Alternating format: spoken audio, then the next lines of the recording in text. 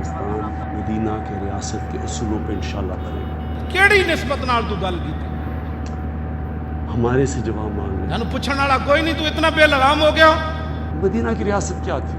اقبال کہندا دوویں جہان ایک طرف رکھ دیو تے مدینہ پاک دی مٹی پھر بھی افضل اور اعلی ہے۔ کیا تھے مدینہ کی ریاست کے اصول؟ ساڑیاں زبانہ اس قابل ہی کوئی نہیں ہو نالم تے تو مڑ کو نہ تشبیہ دینا بوڑ مجھ ریاست مدینہ۔ اب میں ایک 10 سے 13 مہینے چ کیڑی ریاست مدینہ دی ایک گل ایتھے ہوئی ہے؟ ہمارے سے جواب مانگ رہے تو ہیں، باز آ جا، کس کی ضرورت ہے مجھے ہاتھ لگانے کی؟ تو اتنا بے لگام ہو گیا، تو کی سمجھنا تیری طاقت ہے کوئی مرعوب ہو جانا ہے؟ اسی ہماری حکومت آئی ہے، نہ اسی کسے کول بھی مرعوب کوئی نہیں۔ ہاں تو یہ میرے اوپر کیوں شور مچا رہے ہیں؟ تھلے کھڑاؤندے ہی کوئی نہیں۔ میری غلطی کیا ہے؟ تسی رنجیت سنگھ دا مجسمہ بنا کے دے تھلے لکھیا ہے شیر پنجاب ہے۔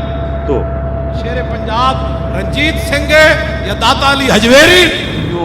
گالیاں برا بھلا کہہ رہے ہیں جس طرح کہ مجھے فرق پڑ جائے گا۔ اپنی زبان نو لگام دے، ہم تمہیں کچھ نہیں کہیں گے، تم ہمیں کچھ نہ کہیں۔ انج نہیں ہونا۔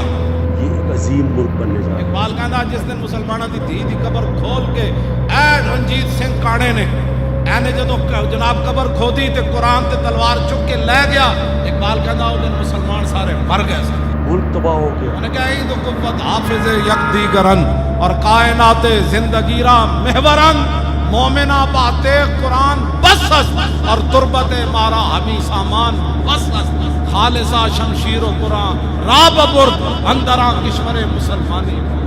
اب میرے اوپر سے پریشر، اب میں نے ان کے پیچھے جانا ہے۔ ہاں تو حکومت کر